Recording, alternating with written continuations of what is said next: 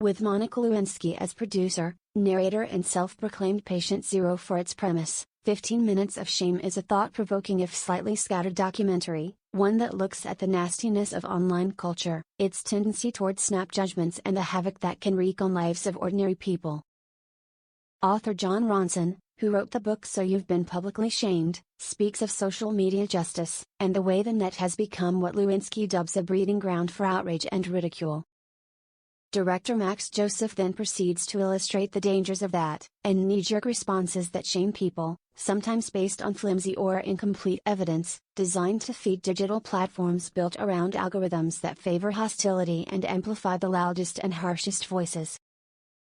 Coming amid recent reporting about Facebook, it's a sobering if not entirely novel observation, one that Joseph explains through a series of case studies, including two from the height of the pandemic: Matt Colvin, the Tennessee man who appeared to monopolize the market for hand sanitizer during the early days of the pandemic in a New York Times piece, and Laura Krolczyk, the New York health system employee who unleashed a torrent of abuse with an online post about Trump supporters giving up claims to ventilators, for which she was fired.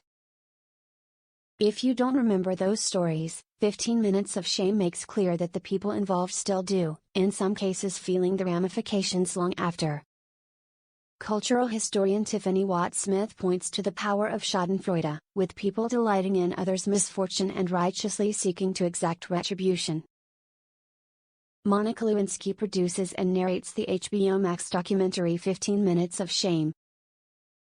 Throughout, the documentary makes a compelling case that society is drowning in this bitter stew, pouncing on and punishing perceived offenders, as author Roxane Gay observes, in a way that too often lacks nuance.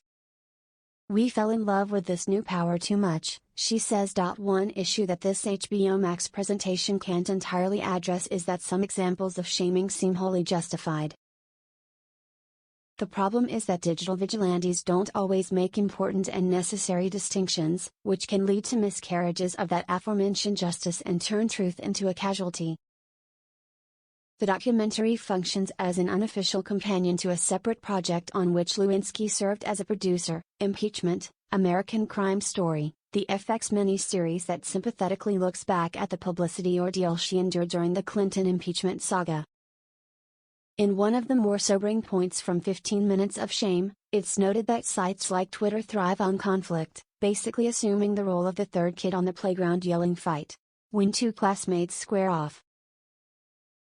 There's no denying that the digital playground can be a rough, unforgiving environment. Whether 15 minutes merits 90 minutes of viewing to absorb that generally self-evident lesson could be another matter, but at its best, it's a reminder to slow down and look both ways before joining in the latest media pylon. 15 Minutes of Shame premieres October 7 on HBO Max, which, like CNN, is a unit of Warner Media.